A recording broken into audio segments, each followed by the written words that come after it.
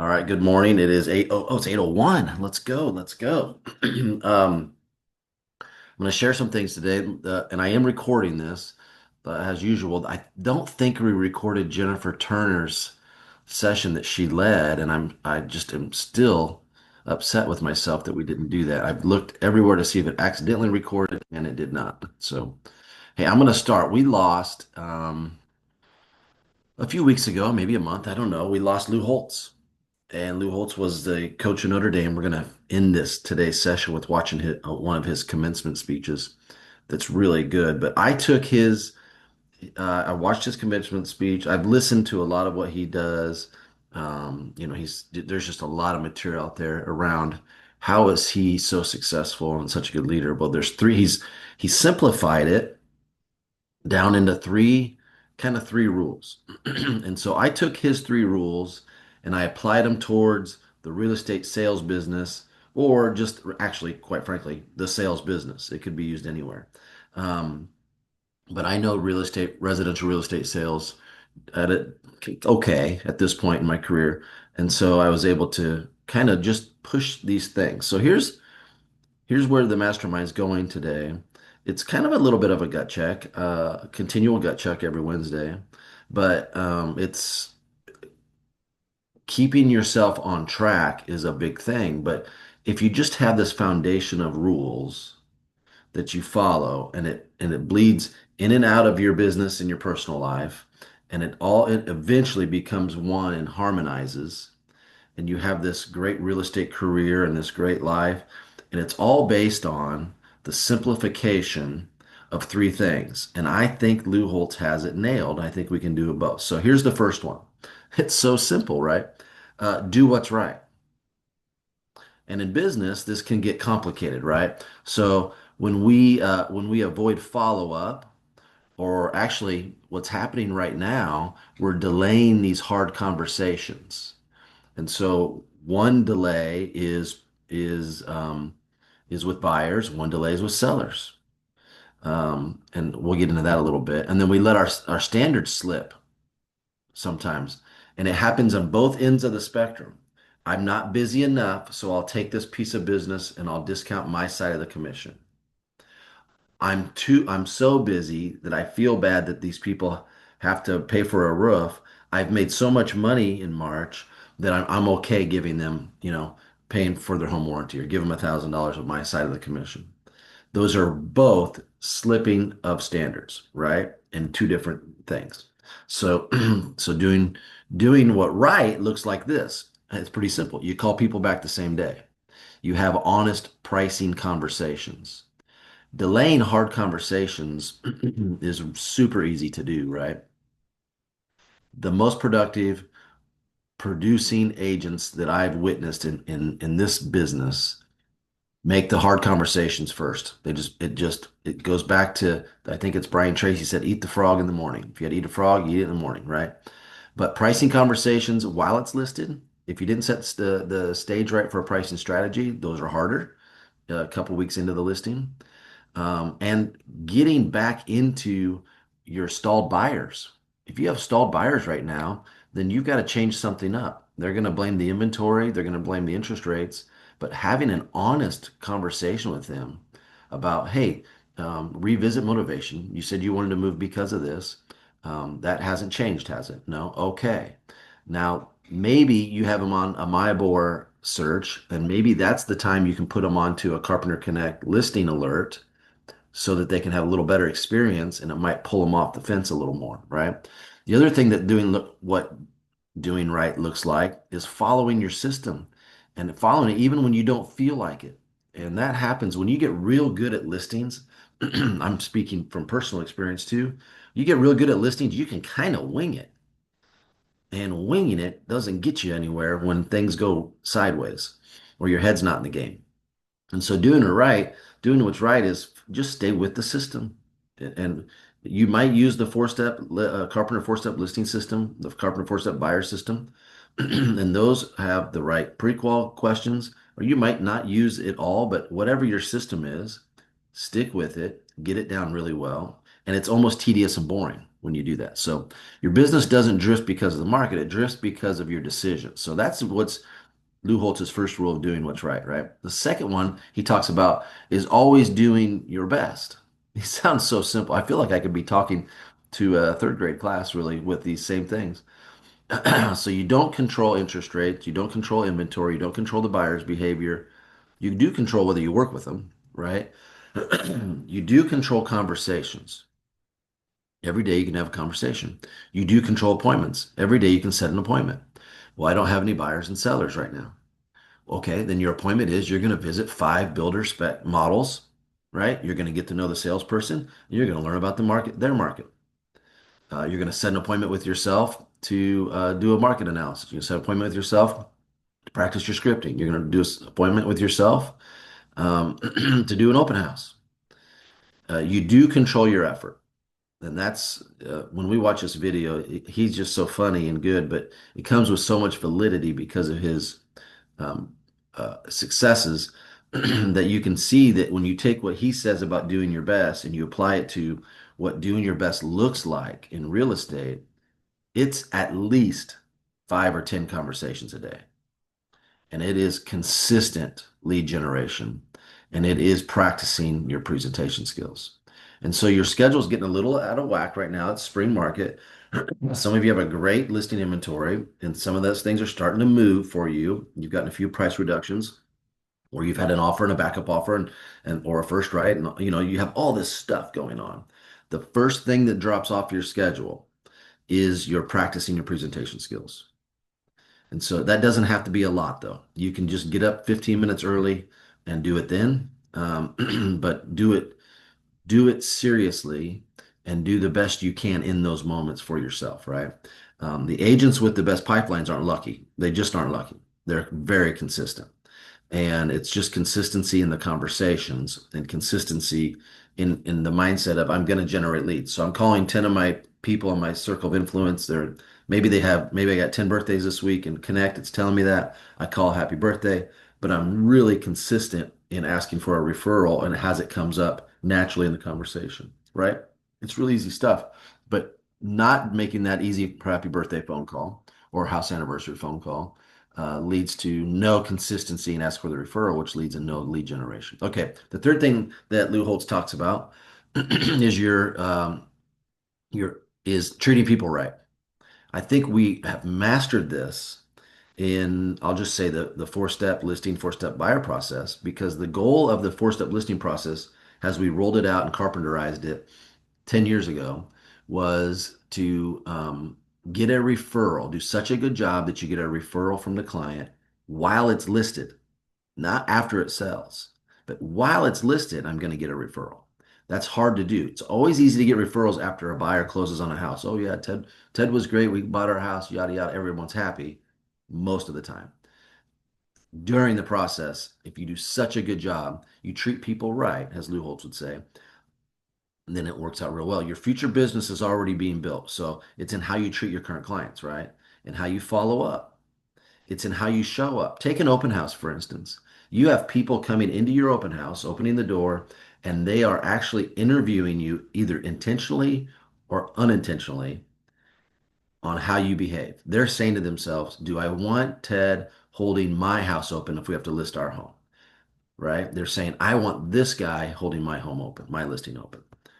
So what treating people right looks like, it's delivering that full service experience, right? It's staying in touch after closing. That's all these statistics in the marketplace of um, 80% of realtors don't connect with their people after closing. That's just a great opportunity to get some business, right? Being someone people want to refer is the key to longevity in this business, building a referral based business because referrals aren't random, right? They're earned. And so let me jump over to this last page. Here's the reality check. Your pipeline, we talked about it in the middle of February. If you have no pipeline, you just haven't had enough conversations. So get to doubling down on that today, right? If you have low listing inventory, then you just haven't had enough conviction in getting listings. The listing game is up here first, right? And then if you know what you want to say and you know you have the best product, the best service, the best experience for the client, and you know that three things sell homes, right? Pricing, strategy, showing condition, your marketing. If you have all that in line, you're going to prospect. And so if your listings are low, you just don't have conviction in your process. Build your conviction through practice and presentation skills. If you have no referrals, then you're not connecting with enough people. Pretty simple stuff, right? So if you start today and you start shifting from, I'm right here, if you start shifting from overthinking to actually taking action, people who overthink are waiting, right? People who are taking action, prospecting. People who are overthinking are hoping. People who are taking action are following their systems, right? Or building a system, then following it. People who are overthinking are busy, busy work. My sky slope's cleaned up. I made my flyers for my open house. I put my open house signs out. People are taking action, are doing income producing activities. The first one being having conversations, right? Whether they're joining Rotary, they're joining a BNI group, I don't know what you're doing to get in front of people, showing up at your kids' practice with your logo on or your name badge on, having those conversations, calling people you know, people you don't know. We heard in Darren Phoenix's interview last week when she took the business serious and really turned the corner. She started calling, she loved circle dialing around just listeds and just solds. Blech. That's what most people would say. No, she got real good at it, right? She did the income producing activities. So here's a daily standard. If you want a simpler, more predictable business, you got to ask yourself, do I want what's right for my clients, my business, right? Do I want to give them the best experience? Did I give my best effort in generating new opportunities? You could ask yourself this every week, every day. Did I treat people in a way that earns a future referral? Pretty simple, right? And so if you do what's right and you do your best, you treat people right, if you commit to this, it won't just grow. It's actually your business is going to become actually very predictable. I'll go right back to the days when I'll just go right back to the business. It's so much easier to sell $6, $7, $8, $9, $10 million worth of real estate than it is one, two, or three, because it forces you into systems. And so I wanted to take what we're gonna watch right now. We're gonna watch Lou Holtz has his speech is kind of quick and you got to listen to it. But I want to preface this video a little bit by telling you this is at a Catholic college. It's a commencement speech. So there's Jesus and God talk. And if that offends you, I apologize. It's not the point of this. The point of this is for you to listen to a most successful person, really, that is one of the most successful college coaches in a very high level, but people in life talk to a young group of people who are just starting their life out, right? And so I want you to just kind of set some of the religious talk aside, because his speech is to a religious school, right? And he's doing the commencement speech. And so here we go. I'm playing this at 1.15, so you got to kind of pay attention. Here we go. Thank you. I am indeed humbled and honored to be awarded a doctorate degree from such an outstanding university. I say that from the bottom of my heart. I was born in Fallsby, West Virginia, raised in East Liverpool, Ohio, so I was very familiar with Steubenville. 1950, a friend of mine from Fallsby named Gino Catroki played basketball, and that's when I first started following this fine university. I'm humbled by receiving this degree. Obviously, you didn't check my high school rank before you decided to do it. I was in the lower third of my high school class. If it was not for people like me, there couldn't have been no upper half of the class. Now, if you happen to be in that audience, you showed up to listen to Lou Holtz, you made a mistake. I want to talk to the young men and women here. I'm not going to preach to you. I'm not going to lecture to you. I'm going to talk about things I believe and the experiences I shared. I'm not going to talk about something I read about or heard about. These are things I believe. And understand this. I've been 21. You've never been 78. So... Now, 10% of you, I say 10% of you won't remember 10% of what it said 10 minutes after it said it, but for the next 17 minutes, I just want to share things with you. You know, how fortunate you are to be at a great Catholic university, to be able to share your faith in God. And don't ever lose that. There'll be a tendency to get away from it. We all have a tendency to think we can do things on our own. If you want to make God laugh, you tell him what your plans are. I want to tell you. I can't begin to tell you how many times I prayed when Michigan had the ball in our 4-yard line. Oh, God, you stop him. I'm going to change my life. It's like the guy that was going to an important meeting and he couldn't find a parking place. He kept searching and finally in panic, he looked up at heaven and he said, God, If you find me a parking place, I'll go to church every day, every Sunday the rest of my life. I will not drink any alcohol the rest of my life. And just then, miraculously, a parking spot opened up. He looked up at heaven and said, forget it, God, I found one on my own. We have that. You know, I have a strong faith in God, and I don't know how people live without it. I remember we played Miami, Florida. That was a great game where it was titled The Catholics versus the Convicts. I really didn't like it. I thought that was totally unfair because not all our team was Catholic. But we have this big luncheon, 3,000 people. I go in and the father gets up and he says, before I give invocation, Coach Holtz, I want you to know I'm a Catholic priest. I'm the team chaplain of Miami football team. We came up here to beat you, and I want you to know God doesn't care who wins this game. When it came my turn to talk, I got up and said, I agree with you, Father. God doesn't care who wins a game, but I want to promise you his mother does. So,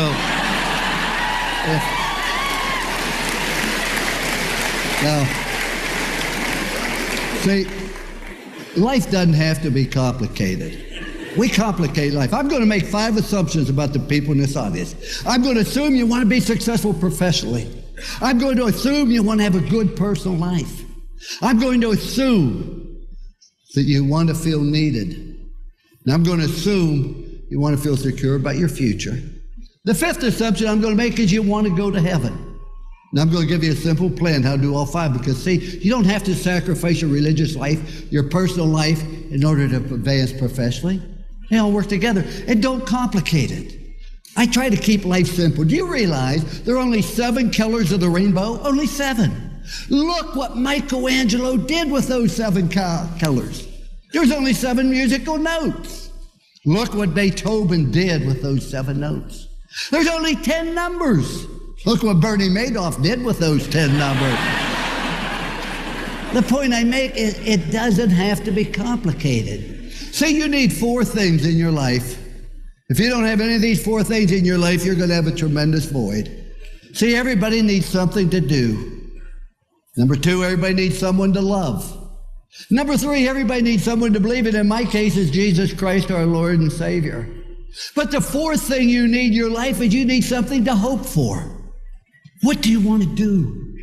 Having hopes and dreams and ambition. See, I think that is absolutely critical. Don't make the mistake I made. I've done a lot of dumb things, but let me tell you the one thing I regret. We went to the University of Notre Dame. We took a program on the bottom. We took it to the very top. And for 9 straight years, we went to a January 1 bowl. The sugar, the cotton, the orange, or the fiesta. Nobody's done it before. Nobody's done it since. We put it on top and we maintained it. And that's the thing I regret the most. See, there's a rule in life that said you're either growing or you're dying. The tree's either growing or it's dying. So's grass. So's a marriage. So's a business. So's a person. Doesn't have a thing to do with age. My birthday candles cost more than a cake. But it has everything to do. Am I trying to get better? Am I trying to prove we got on top and say, you know, this is pretty good. Let's maintain it. Let's not take any risk. We finished 2nd in the country at Notre Dame. Everybody called me an idiot. Guy finishes last in medical school. They call him doctor. That doesn't seem fair. When I left Notre Dame, I never thought I'd coach again. Where'd you go from Notre Dame? According to my mother, you go directly to heaven. You sit by the Pope. You don't coach anymore. And then I went to live in a town where the average age was deceased. And what I found out, I wasn't tired of coaching. You have to have something to hope for, something to dream. And even though you've done great things so far, what's going to happen now? I want to give you a simple plan. So maybe you to follow those 5 assumptions. And it's not something I talk about, it's something I believe, and it works. And I wish that I'd learned it when I was 21. There's only 3 rules you have to follow. You know, we have all kinds of laws: federal laws, county laws, state laws, corporate laws, bylaws, and in-laws and outlaws. We only need 3 laws. Law number 1, do what's right. Do what's right and avoid what's wrong. If you have any doubt, get out the Bible. I do not think it's right to find a teammate's wallet before he lost it. See, that's called stealing, son. I found it, but he hadn't lost it yet at all. I understand. Just do what's right. There's never a right time to do the wrong thing. And there's never a wrong time to do the right thing. Just do what's right. I think it's right beyond. It's right beyond time. I think it's wrong to practice sexism, racism, spousal abuse. I think it's wrong to be bitter. We've all had injustices done by society, by a spouse, by a professor. Do respect professors. I'm referring to my own. But you know what? Don't go through life where you're being bitter, where you pass away, your spouse has to hire 6 pallbearers because you don't have friends. Just do the right thing. And I think it's also right to have an excellent, positive attitude. See, ladies and gentlemen, enjoy life. Have fun. You're going to have problems. You're going to have difficulties. That's part of life. Because you graduate doesn't mean you aren't going to have problems. And don't tell people about your problems. Do you know that 90% of the people don't care? And the other 10% are glad you got them. So you're better off keeping yourself. You're going to have problems. But have fun with what you're doing. People say, did you have fun doing the ESPN? Not really. I was up here in Bristol, Connecticut, which was 15 minutes from Hartford by telephone. And I'm on there with a guy named Mark May. Now, I love Mark May, beautiful guy. But we have a difference of opinion. He was a player. As a coach, he made suggestions. I made decisions. He showered after work. I showered before work. He signed a paycheck on the back. I signed it on the front. You know, just difference of opinion. But you know what? When they turned the red light on, I was going to have fun. If you have fun doing something, people have fun being around. Every day I walked out on the football field, first thing I said, boy, what a great day to work. And I meant it. Because if you have fun being there, people have fun being around. Doesn't mean I don't do dumb things. And sometimes I wasn't real honest. One time, Mark May said something about my golf game. I said, I want you to know I'm the best golfer at Lake Nona. Well, at Lake Nona, we have about 15 pros. Graham McDowell, Henry Stinson, Dion Poulter, Justin. Well, I go back, everybody telling me, you lied on TV. I said, let me tell you something. 300 members know I lied. 300 million people think I'm a hell of a golfer. So I like that percentage. But just do what's right. And don't let people tear you down. Don't let people. Many years ago, I take my family down to Orlando, Florida. We have 4 children. They're all girls but 2, and I'm real proud of that fact. And we're getting ready to play Florida the Sugar Bowl, so we go to Orlando where we had a home, and we go out to dinner. The waiter came up and he recognized me. He said, you're Lou Holtz, head coach of Notre Dame, aren't you? And I said, yes, sir. And I got out my pen thinking he wanted an autograph. He said, let me ask you a question. He said, what's the difference between Notre Dame Cheerios? I said, I don't have a clue. He said, Cheerios belong in a bowl, Notre Dame doesn't. Now, these are absolutely true. It made me mad and got me in a bad mood. And my wife said, you're going to let somebody you never met before, you never go see again, doesn't care a thing about you, you're going to let him ruin the evening because something stupid he said, and she's right. Don't let other people control your attitude. That's you. I felt so good. A little bit later, I called the waiter back over and I said, son, let me ask you a question. What's the difference between Lou Holtz and a golf pro? He said, I don't have a clue. I said, a golf pro gives tips, which he found out when the meal was over. About it. So, just do what's right. Rule number 2. Do everything to the best of your ability with time allotted. You know, ladies and gentlemen, not all of us be All-American. Not everybody can be first team. Everybody can be the best you're capable of being. And I want to tell you, if you want to fail, you have the right to fail. That's what's great about this country. You do not have the right to cause other people to fail because you don't do everything best of your ability. When you join a spouse, you bring a child in the world, you join a business, you join a team. You have obligations, responsibilities, and you owe it to other people to do the maximum you can at each and everything you do. It's not complicated. Ladies and gentlemen, I want you to know this. I was born with a silver spoon in my mouth. I know. I was born in Fallsby, West Virginia. And I went by where I was born last night, about 10:30. I was born in a cellar at home, delivered by Dr. McGraw. We had 1 bedroom for my sister, myself, and my parents.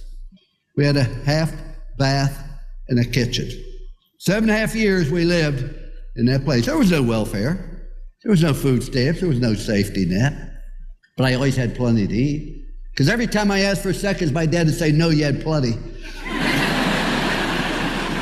But the reason I was born with a silver spoon, my dad had only gone to the 3rd grade. That's all the education he had. But why was I born with a silver spoon in my mouth? Because I was taught by my parents that life's a matter of making choices, wherever you are, good or bad, because of choices you make. And don't blame anybody else, but if you get an education, you're willing to work and overcome problems and difficulties, in this great country, you can amount to something. That's why I was born with a silver spoon. I was in this country and I was taught personal responsibility for choices you make. And when we talk about a commitment to excellence, that's a choice you make. And the last rule, to show people you care. When you walk in a room, your attitude, hey, here I am, look at me. I thought, no.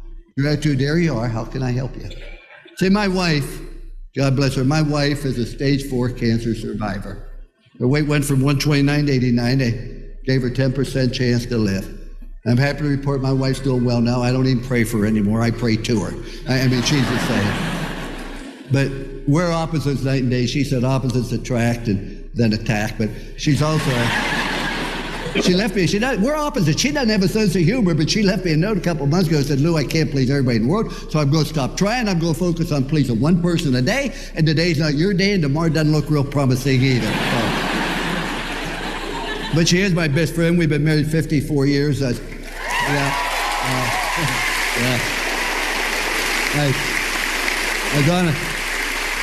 I was on a golf course, and I said, yeah, I married my best friend. The guy said, your wife's not your best friend. I said, yes, he said, your dog is. I said, no, you're wrong. He said, you're wrong. He said, try this then. Lock your wife and your dog in the trunk of the car, come back in 2 hours and see which one's happy to see you. So, but my wife never does interviews.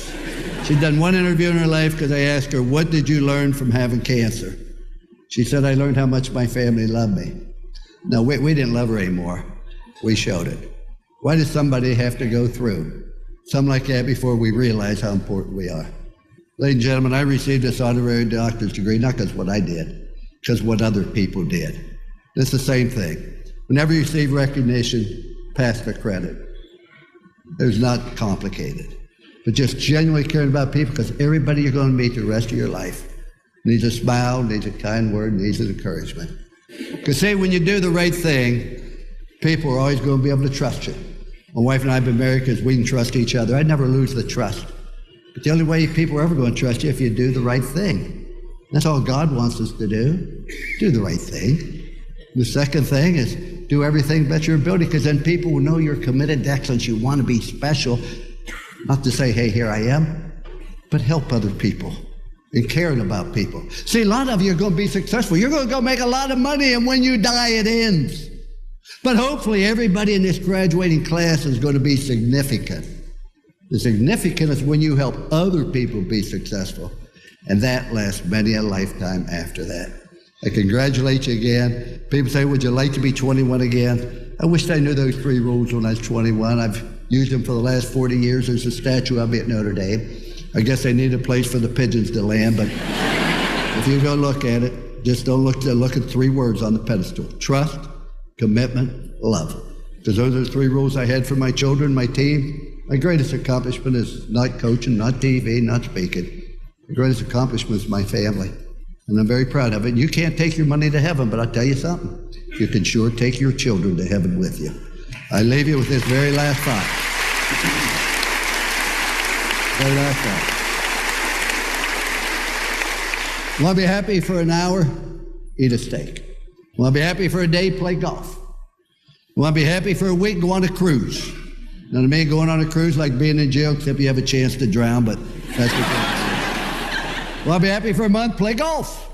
Want to be happy for a month? Buy a new car. Want to be happy for a year? Win a lottery. Want to be happy for a lifetime?